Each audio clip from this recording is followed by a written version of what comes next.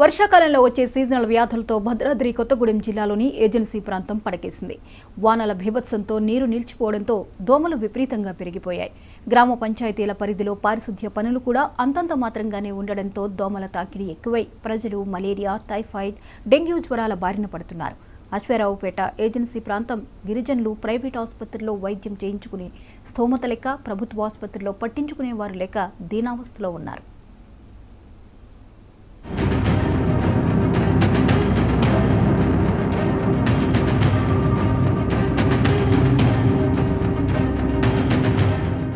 భద్రాద్రి కొత్తగూడెం జిల్లా అశ్వారావుపేట నియోజకవర్గం అంతటా ఏజెన్సీ ప్రాంతాల్లో సీజనల్ వ్యాధులు ప్రబలుతున్నాయి. వర్షాకాలం ఆరంభంలోనే భారీ వర్షాల కారణంగా ఎక్కడికక్కడ నీరు నిలిచిపోతోంది. పారిశుద్ధ్య లోపంతో దోమకాటుకు గురై ప్రజలు మలేరియా, టైఫాయిడ్, డెంగ్యూ లాంటి జ్వరాలు బారిన పడుతున్నారు.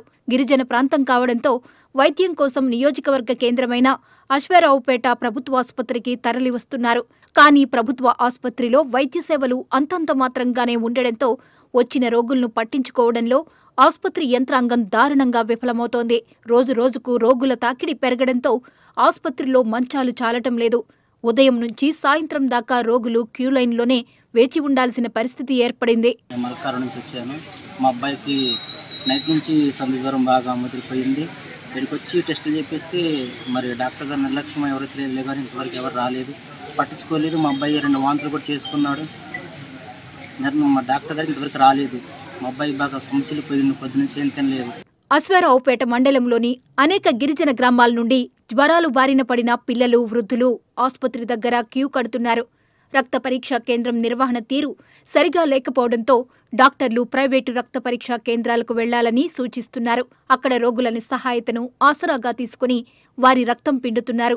గతంలో ఎన్నోసార్లు ప్రైవేట్ రక్త పరీక్షా కేంద్రాల మీద ఫిర్యాదులు వచ్చినా అధికార యంత్రాంగం కమిషన్లకు అలవాటు పడి చూసి చూడనట్టు వ్యవహరించినట్టు ఆరోపణలు ఉన్నాయి. అదే సమయంలో ఆర్ఎంపీ డాక్టర్లు ఇదే అదనుగా అరాకొర వైద్యంతో డబ్బులు దండుకుంటున్నారు. ఇష్టారీతిన ఇంజెక్షన్లు, టాబ్లెట్లు ఇచ్చి రోగుల జేబులు గుల్ల చేస్తున్నారు. ప్రైవేట్ రక్త పరీక్షా కేంద్రాల మీద, ఆర్ఎంపీ డాక్టర్ల మీద నిరంతర పర్యవేక్షణ ఉంచాల్సిన జిల్లా వైద్య యంత్రాంగం చూసి చూడనట్లుగా ఉండడంతో నిరుపేద గిరిజన రోగులు ఇబ్బందులు పాలవుతున్నారు. అయితే గత బీఆర్ఎస్ ప్రభుత్వ హయాంలో పరిస్థితి ఇలా లేదని ఆ పార్టీ నాయకులు చెబుతున్నారు. అశ్వారావుపేట మండలంలో మనకు 30 గ్రామ పంచాయతీలు ఉన్నాయి. ఈ 30 గ్రామ పంచాయతీల మీద సిఎస్సి ఒకటే ఉండటం, ఆ సిఎస్సికి కూడా ఇవాళ 200 నుంచి 250 మంది ఓపీలు వస్తుంటే కనీస సౌకర్యాలు కానీ వారిని పట్టించుకునే నాదులు కానీ లేకుండా పోయారు. గతంలో మా బీఆర్ఎస్ గవర్నమెంట్ ఉన్నప్పుడు ఇక్కడ 6 నుంచి 8 మంది డాక్టర్లను అపాయింట్మెంట్ చేయడం జరిగింది. ఎందుకంటే ఆయాలున్న పరిస్థితుల్లో మా ఎమ్మెల్యే మెత్తనాగేశ్వర గారి యొక్క సహకారంతో మేము డిహెచ్ఎంతో కానీ అలాగే కలెక్టర్తో కానీ దెబ్బలాడి స్పెషలిస్ట్ డాక్టర్లందరినీ కూడా మేము తీసుకురావడం జరిగింది.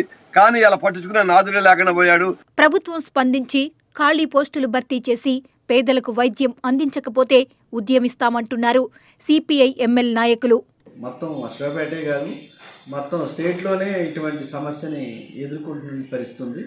అందుకని దానికి సంబంధించినటువంటి ఖాళీ డాక్టర్ పోస్టులు కానీ, లేకుంటే గైనకాలజిస్టులు కానీ, లేకుంటే ల్యాబ్ టెక్నీషియన్స్ కానీ ఇవన్నీ కూడా ఖాళీ ఉన్నాయి మొత్తం చాలా వరకు.